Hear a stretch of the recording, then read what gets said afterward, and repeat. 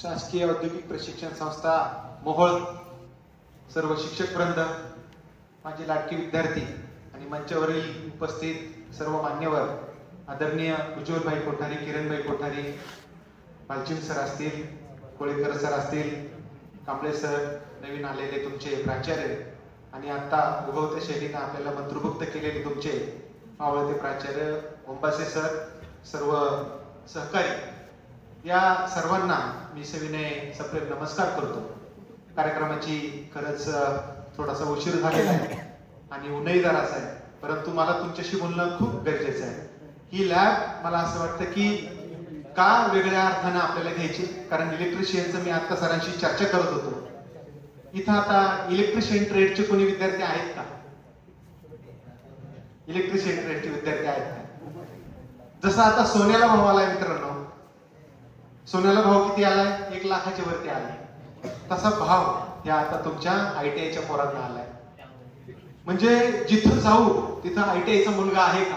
कारण इंजिनिअरिंगला आपण बघतो IIT, NIT मोठमोठ्या ठिकाणी जातात, परदेशाच्या संस्था मोठ्या करतात, लोकांच्या कंपन्या मोठ्या करतात, परंतु माझ्या मायभूमीसाठी राबणारा खऱ्या अर्थानं जर कोणी असेल तर हा बांधावरचा ITI चा विद्यार्थी आहे. आणि प्रत्येक तालुक्यात या ITI चं जाळं निर्माण करून महाराष्ट्राला जगाच्या नकाशावरती औद्योगिकरणामध्ये तोलामोलाचं स्थान जर कोणी निर्माण करून दिलं असेल तर बालचिम सर तुमच्यासारख्या या ITI च्या संस्थांनी.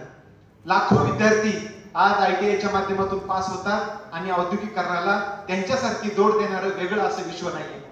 आणि आता त्यांच्यासाठी मग आधुनिकीकरणासाठी आपल्याला काय करता येईल, त्यासाठी आम्ही विचार केला आणि उज्ज्वल भाईंकडे आम्ही एक विचार मांडला की भाई आपल्याला इलेक्ट्रिशियनचा सगळ्यात जास्त कट ऑफ जातो, 80-85च्या वरती कट ऑफ जातो आणि आता वेगळ्या पद्धतीने इलेक्ट्रिशियनचं जग बदलतंय. आज आपण पाहतो की ज्या पद्धतीनं या लढाया चालू आहेत, युक्रेन रशिया असेल, बाकी गाझापट्टी इस्रायल असेल, चीन आणि अमेरिकेमधलं जे काही कोल्ड वॉर असेल, तर माझ्या मित्रांनो आता आपल्याला ह्या सगळ्या परिणामांकडे एका संधीमध्ये पाहायचंय. का?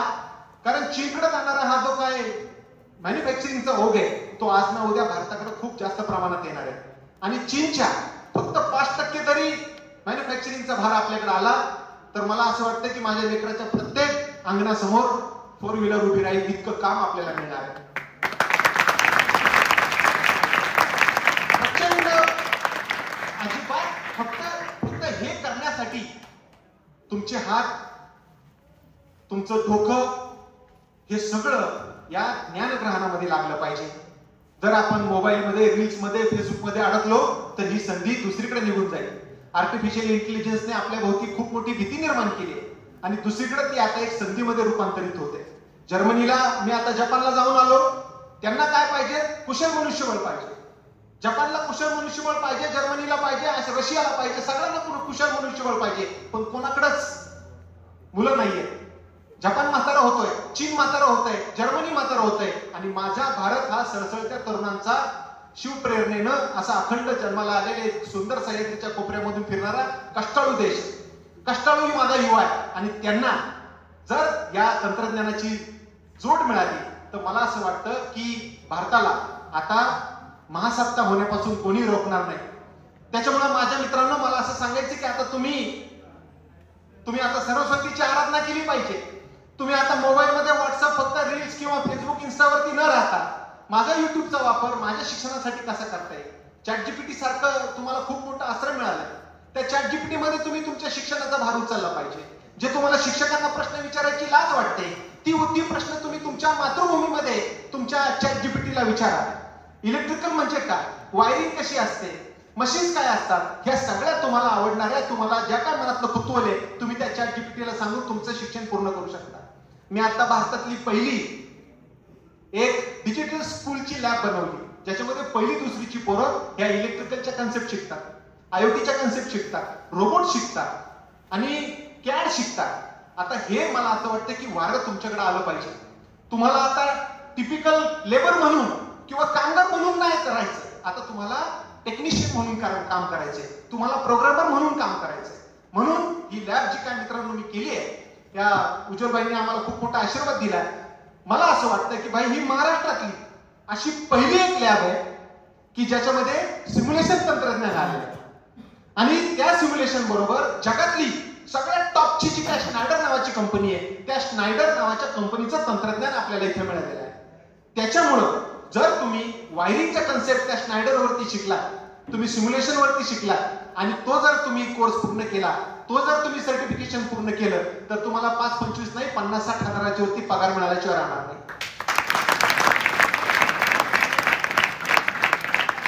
जसं आपण विमान चालवायच्या आधी सिम्युलेटर वरती काम करतो, जसं आपण गाडी चालवायच्या अगोदर सिम्युलेटर वरती काम करतो, तसं तुम्हाला कॉन्टॅक्टर असेल, रेजिस्टर असेल, वायर असेल, कॅपॅसिटर असेल, सगळं तुम्ही रांगोळी काढल्यासारखं तुम्ही तुमच्या कॉम्प्युटरवरती करू शकता.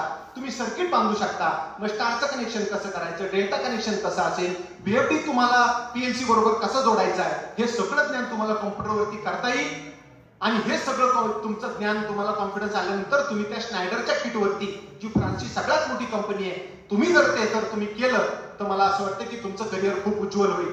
माझ्या मित्रांनो, जाता जाता मी तुम्हाला सांगतो की खूप तनमन धनानं तिथं काम करा. तुम्ही केलेले त्या फोटो तुम्ही तुमच्या लिंक्डइनच्या पोस्टवरती टाका. तुम्हाला स्नायडर कंपनीच्या डिस्ट्रीब्युटरचा नाही तर स्वतः स्नायडर कंपनीचा फोन आल्याशिवाय राहणार नाही. आपल्याला वही जपी वही जात कम दामो में, आपल्याला प्रेझेंट कसं करायचं, आपल्याला चांगले कपडे, चांगले शूज, चांगल्या पद्धतीची केस, असं सुद्धा एक खूप चांगल्या पद्धतीचं प्रोफाईल तुम्ही लिंक्डइन वरती करा. ते फ्री ऑफ कॉस्ट आहे. तुम्ही स्नायडरच्या लॅब मध्ये आला, इथं तुम्ही सरांनी सांगितलं की आपली जी लॅब आहे ते आपलं सरस्वतीचं माध्यम आहे, त्याला तुम्ही जपा. त्या पद्धतीने तुम्ही काळजी घ्या. तिथलं इक्विपमेंट खूप प्रेमाने जपा, प्रेमाने शिका. आणि मला असं वाटतं की येणाऱ्या या काळामध्ये या वायरिंग लॅबमध्ये, या सिम्युलेशन लॅबमध्ये जर तुम्ही तन मन धन देऊन कष्ट केलं तर तुम्हाला उज्ज्वल यश आल्याशिवाय राहणार नाही. तुमच्या उज्ज्वल यशासाठी खूप खूप शुभेच्छा देतो. थांबतो. जय जय महाराष्ट्र.